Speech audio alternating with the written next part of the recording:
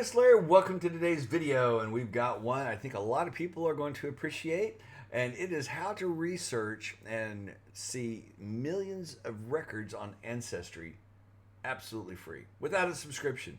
You can do research for your ancestors, and you can do this all over the world. This index is for all over the world.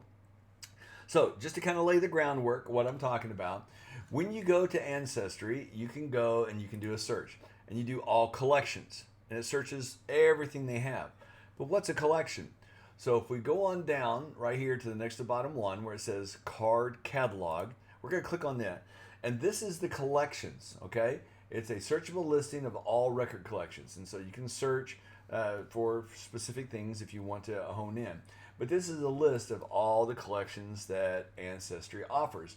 Now, there's 25 million. See where it says new? They got 25 million new records that they just released. Here's 6.9 million. Here's 10.6 million, 1.8 million, 693,000, 1 million there from all over the world. And some of these are actually, like right here, it says in French. Okay, so if you're, this is a collection that you're wanting, you'll actually have to understand French. Or, and I'll give you how to deal with that in just a minute. So if you're dealing with foreign records, this video is also going to be for you. All right, so to get to the free, you have to go to ancestry.com/search/categories/free-index-a-com. All right, there's the URL. I'll put it down in the description below. It's right here. You can pause the video, blow it up if you need to, and type that in. All right, I'll do it one more time. Ancestry.com/search/categories/free-index-a-com. All right, and that brings you up to the free index collections. Well, what's here? Is it just junk? No. Here's the 1880 census. Here's the 1940 census in the United States. Here's 1930 from Mexico. Okay? And I said this is from all over the world. So, you know, you've got censuses from all over the world. You've got documents from all over. They're from England, Czechoslovakia. I know they're Czech and Slovakia today, but these are archived older records. England, France. And so, you know, when you go in here, some of these records are going to be in foreign languages. So how do you deal with those when they're in foreign languages? All right, we're about to get to that. But I want you to appreciate the gravity, the amount, the sheer volume of information that's free all over the world. Now, there's a lot of state indexes, but, you know, here's Poland and Germany and France and Australia, Romania, South Africa, Sweden, all over the world. So this is literally for everybody. So what do you do when you have records that are in a foreign language?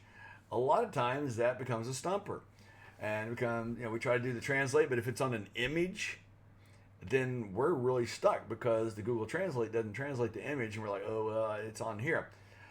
This is what you need, and I recommend this for everybody. Okay, I just recommend everybody put this on their phone. I don't get a penny from this. This is just my experience going, folks, you need this app. This is for iOS. If you have an Apple, I think there's the same version over on the Android store. Don't know because I don't have an Android. But it's Google Translate. And see right here where there's a sign on the wall that says sortie, and they've got their phone held up, and the phone has that same shape and red, but right here it's replaced the word sortie with exit.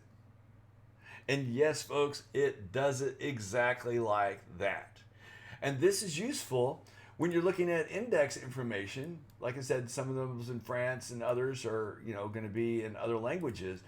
You can actually pull up the document on your computer, hold your phone up with this open, and scan your phone left and right and read that image that Google Translate on the computer wouldn't do because it was an image. You can actually read that image in your preferred language. It's incredible, and it really, really works. Now, this app, you probably can't see it real close unless you're on a computer. But, you know, if you get to this page, you know, on the computer, you can see it yourself. Right here as camera view, that's what this is. That's what I used. I mean, I used it exclusively. You can also do handwriting. If some of the documents are in handwritten format, you can do conversation. You can talk in one language, person can talk in another language, and it'll translate back and forth. Or you can actually, you know, dictate to it by voice, and then it'll translate it and either say it by voice or give you the text for somebody to read. this is incredible. Now this one right here, default said French English. When I went to France, I used this everywhere. I used it every time I looked at a menu. I looked at it at every building I went to. I went like at the Louvre, everything that was about, you know, the museum pieces. I held this up and I read them all. It's definitely a go-to app for any time I'm traveling outside the United States. This is my go-to app, and it works exactly like this picture where it shows that the wall says sortie and then the phone shows exit. It works exactly like that. And the menu, you know, the menu is all in French, and I'm scanning with my phone around, and I can actually read it just like it was in English.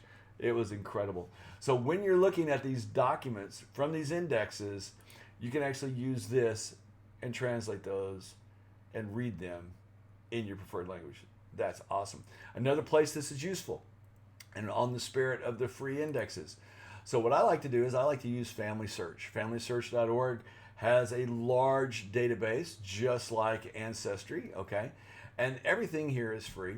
So you can do the search. And what I like to do is I like to go to the Research Wiki, and because it brings up a map of all over the world, and I can look specifically for areas. So I'm gonna click on Europe, and then I'm gonna scroll down here to France, and then I'm gonna go to Paris, all right? So where's Paris in here? Paris, there we go, Paris. All right, so now it's gonna bring up Paris, and the documents that this is gonna send me to are gonna be quite a bit in France. Now you notice right here, index, because it's gonna take me to a subscription for Ancestry. It says you're gonna need money to see these, but the ones without the $ down here are free. So I'm gonna click on these two, which I've already done, and I want you to check out that app, download it, put it to your phone, and then come back to one of these pages, you know, that we've opened right here, and just take your phone and wave the phone back and forth across your screen, and you can read these in English. And you can do this with any language. So right here we have French, and rather than me trying to, you know, guess what it says or even try to pronounce it and you laughing at me, I can take my phone, scroll it back and forth, and read it in the preferred language. So if you're Spanish, if you're French, if you're German, you know, if you're anywhere in the world and you don't know French, you can use that app and read it in French in real time. So here we go. To recap, we got the free indexes over on Ancestry, which include 2 of the 15 censuses. It includes censuses from a lot of the states. It includes documents from around the world. And you can get them all for free by going to ancestry.com/search/categories/free-index-a-com. Don't forget to check out the Google Translate app for documents in foreign languages, particularly if your walls, if you've done your research and you're back to the point of immigration. That's when, you know, for Americans, it gets really hard going overseas. This will aid you tremendously. All right, and don't forget to check out FamilySearch.org and go to the search, go down to the Research Wiki, use that map and help drill down for any part of the world that you want to get more information from, and it will take you right to it. So again, let's say I get some information here and I'm going and getting information that's in Arabic, then I can use that phone to translate it out of Arabic into English for me in real time. Hope you enjoyed the video. Don't forget to like and subscribe. Don't forget to click the bell notification if you'd like to be informed when the next one comes out. Consider joining and be a member of the channel. Help us find more things like this that you can use for absolutely free. All right? All right. Well, I hope you enjoyed it, and we will talk to you again soon.